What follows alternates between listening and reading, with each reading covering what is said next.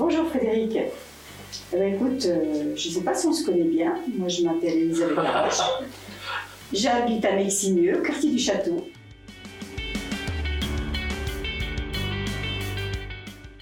Je sais bien que mon rôle, il n'est pas forcément pour tout le monde exaltant, puisque ce sont les chiffres, mais les chiffres sont importants.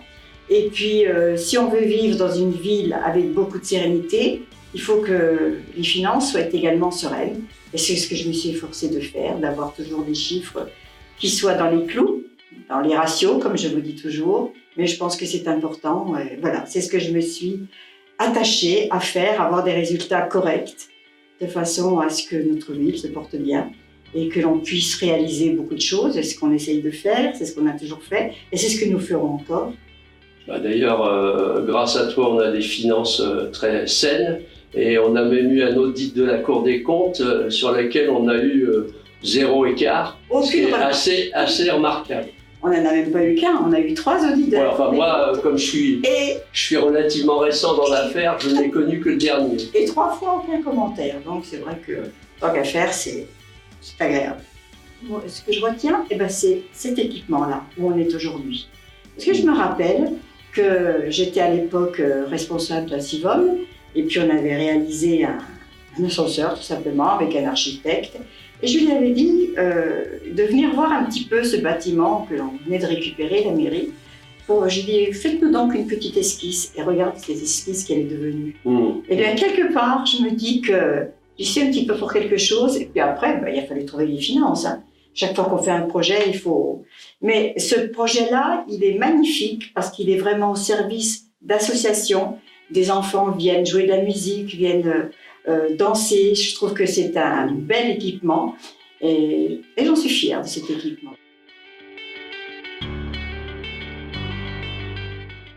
Je suis conseiller municipal depuis 2014 et en fait j'ai tout de suite j'ai eu vraiment envie de faire partie de cette équipe. Ce qui m'a vraiment frappé dès le départ, c'est justement l'esprit d'équipe qu'il y avait, l'ambiance chaleureuse, très conviviale.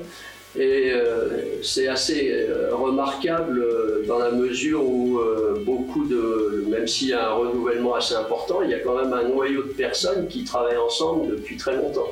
Et d'arriver à maintenir cet esprit de groupe, cette convivialité aussi longtemps, c'est quelque chose qui m'a beaucoup frappé. Donc ça m'a beaucoup plu. Puis ce qui est remarquable, c'est que même un simple conseiller comme moi est quand même écouté, puisque on a notamment nos réunions en amont des conseils municipaux où tout le monde s'exprime. Quand il y a un sujet sur lequel c'est compliqué d'établir une position, Christian nous fait voter et puis il décide en conséquence. Hein. C'est pas lui qui décide tout seul dans son coin, ce qui n'est pas forcément toujours le cas d'après les contacts que j'ai avec d'autres élus de d'autres communes. Une autre chose d'ailleurs qui m'a beaucoup, dans laquelle je me suis impliqué, qui m'a beaucoup passionné durant ce mandat, c'est que Christian Bussy a créé une association du château de Meximieux,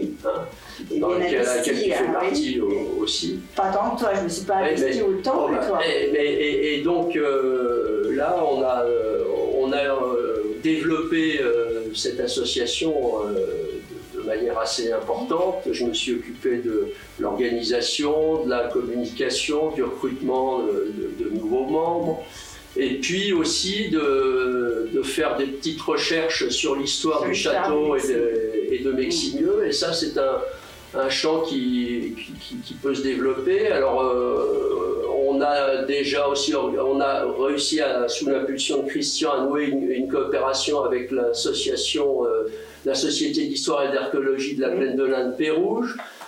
Ça nous ouvre, on a pu organiser des conférences. J'ai commencé à écrire quelques petits articles. Donc, et tout ça, ça peut c'est ça, toi, tu vas retenir de ce mandat, cette propension que tu as eue justement à réaliser toutes tes recherches historiques sur Meximieux, à nous mettre aussi un petit peu le doigt dans l'environnement durable.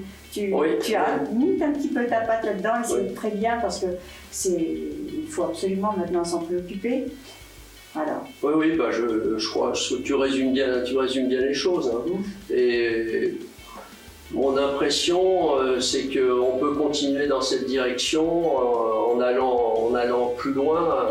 Et notamment, c'est sûr que les questions d'environnement deviennent de plus en plus importantes. Et donc, et on a déjà plein d'idées de choses à faire dans le prochain mandat dans ce domaine.